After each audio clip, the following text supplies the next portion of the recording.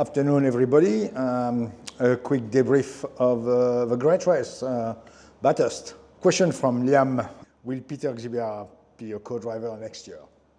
Well, I think the question about tapping on his shoulder was about getting the main game. And yes, I am reviewing his data, but it's probably a little bit more to help him with his old car. Peter is a tall boy, and to try to get him into the main game car, which are the Gen 3, it's a very small cockpit, so I don't think so. Josh, from team side of things, excluding position at the end of the race, how was the race? You can't ever really exclude the position because, that's what we aim for. We aim for winning, we aim for being on the podium, and, the result of the race basically has got a fair bit of influence of how you feel about the race. However, for the race weekend, let's say, I'm pretty pleased, and the team is pretty pleased with, no drama on the car, a very smooth and straightforward. Some issue during pit stop, during the race, but overall a very calm and composed week at Bathurst. So I think it's a step forward from where we've been. It's a step forward from what I've seen in pit lane. So no late night. So pretty pleased with the workshop work, the preparation, and the execution on track. There is still some underlying element we need to get better, but we'll speak about, I think the question are going to raise these ones. Aaron, what happened with Jimmy last pit stop before the safety car? Well, mainly all the pit stop we did were full fuel. And that's unfortunately on Jimmy. All Sunday, if for the warm-up, we had a semi-slow fuel flow, so we were probably losing 2 to 3 seconds every pit stop, and that's a costly element. If you speak about the second last pit stop, I think we still did a brake change, and our brake change were not great, so we were losing probably another 2 seconds sometime from the fuel stop. So that's probably what you've seen is a loss of 3 or 4 or 5 seconds, which has cost us probably 2 or 3 positions at some stage. Phil, how did the strategy play out compared to the initial race plan? Were there any key moments that forced us to adapt?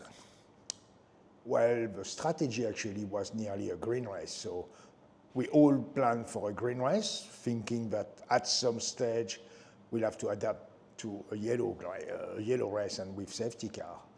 That safety car at lap 28 basically forced us for 33 laps to the end. By the time you finish 128, you've done 129, so you're on a 32. There's going to be a couple of safety car laps. You've got to save fuel. You're basically in your window.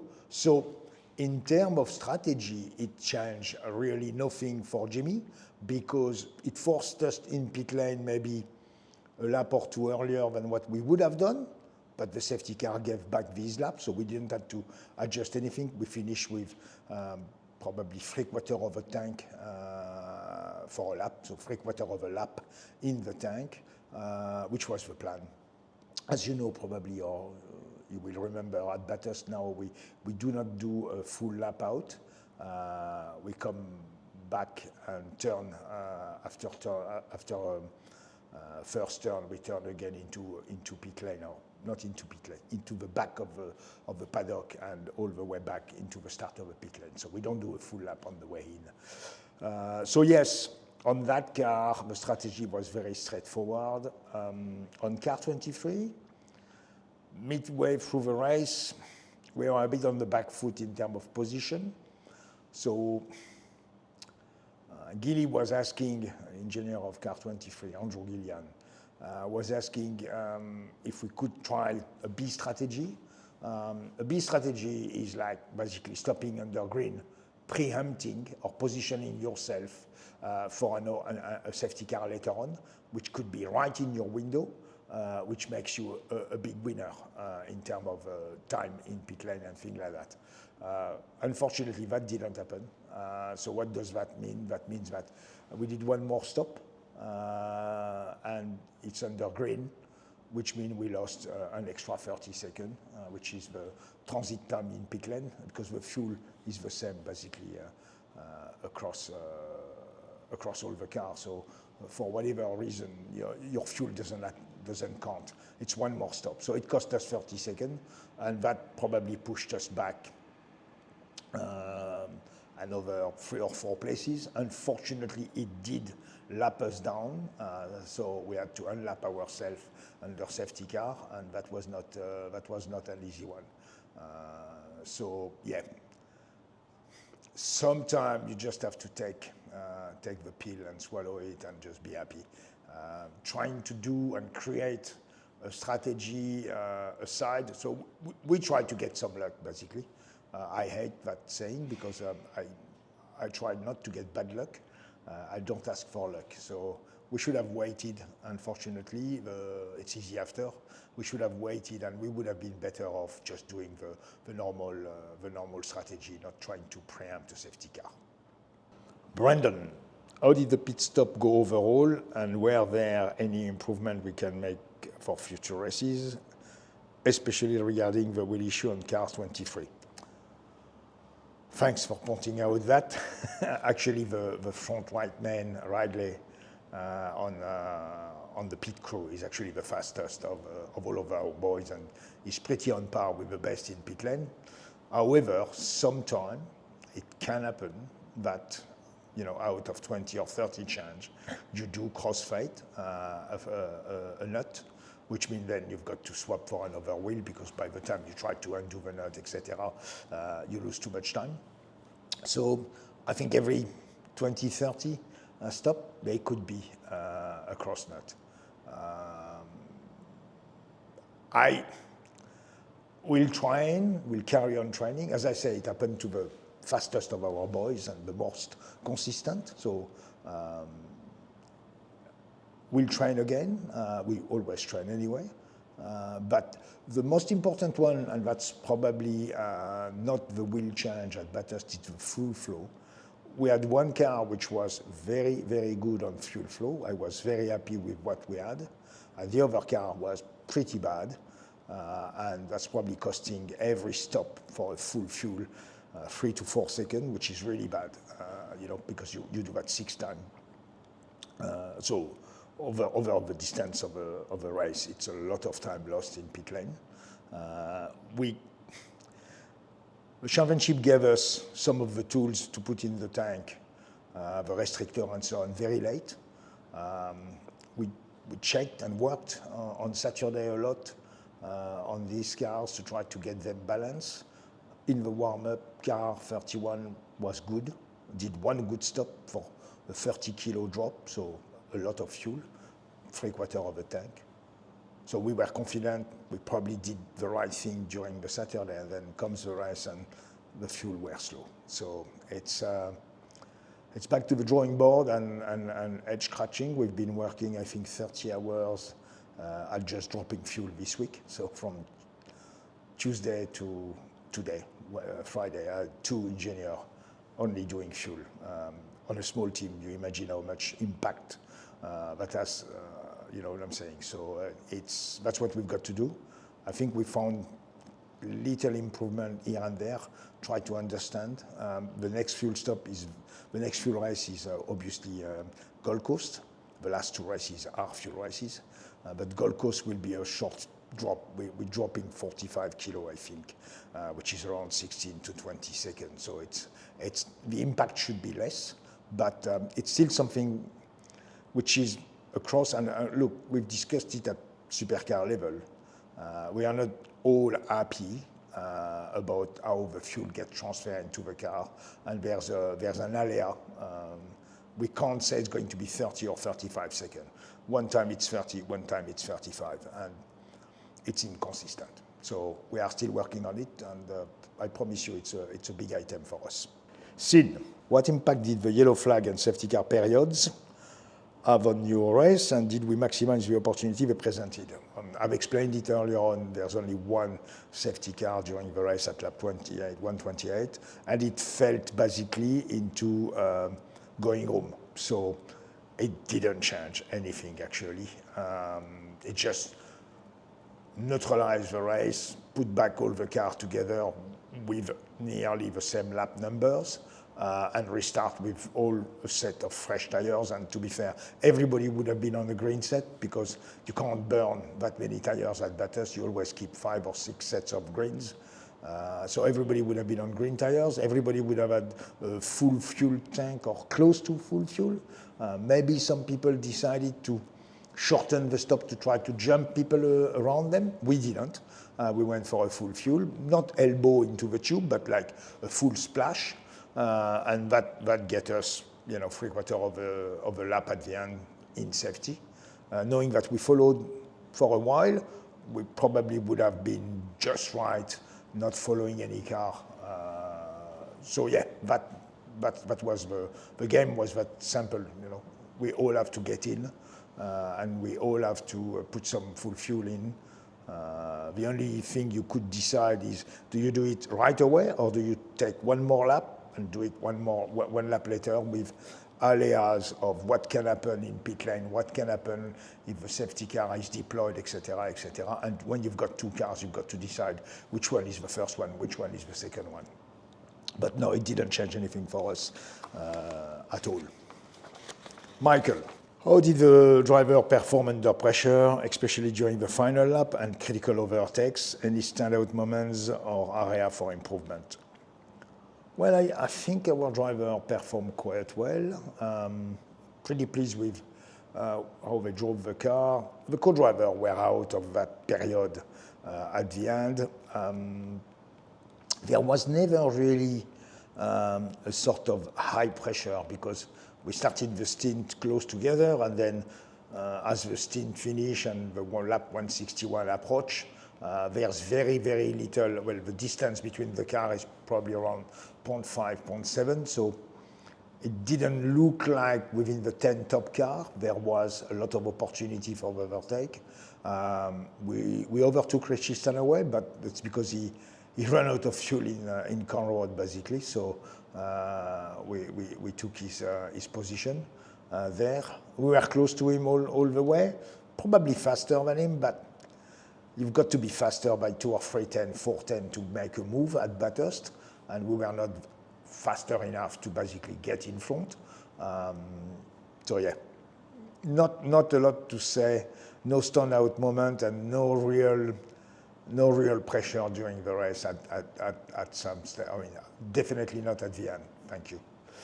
Daniel, what are the key takeaways from the team heading into next event in terms of car performance and race strategy? Well, funny enough, we are going to the Gold Coast, which is a very curvy track and definitely not close in setup to Bathurst.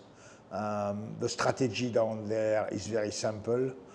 It's to stop 45 kilo of fuel to finish the race from starting full fuel. There's little to do and to take away. I think what we can take away is make sure that we've got the same sort of atmosphere, preparation, and neat event without having crash repair, without having big change of setup. All these elements makes you unsettle a little bit. The less you get that, the better you perform. So I think what I will take away is probably none of the race strategy, because there's very little to compare. Bathurst is not a Gold Coast. And on car performance, there's little to compare. Again, the spring rates are probably twice the size at Bathurst than they would be at the Gold Coast. Stuart, curious to know what happened to Tim. He was never been that far back. Was there a lack of support since his retirement is announced? Well, that would be very unprofessional from us, nor from Tim. So I've been engineering Tim in this team and before. And I promise you, we are trying very hard to get the best out of both drivers. remembering that both cars perform and score points and get to the team points, which put us in a better position in pit lane. So we are always trying to get the best of both. We are a two-car team, and we give the same chance to both team, both cars. So team was, has pushed forward. I think actually his co-driver Cameron did a fantastic job. When you look at the lap time, he was actually in the top 10 of the co-driver, which is pretty good for a first time in Gen 3. Very, very, very pleased with what did Cameron. I am not sure, and I don't like commenting on that. We never found a setup for team which was perfect at Bathurst, and that's from last weekend, but that has been the case in the Gen 3. We haven't found something that makes the car fast for team yet. So, yeah, I can tell you it's not a lack of support, because that's not what we do, that's not what we are. We give as much support to, I mean, they've got the same tools basically, same engineering, and I look after both of the cars, and if one car needs support, I'll be there to support it, because that's what we do. Peter, what advice can you give the boss after reviewing his data? Be gentle.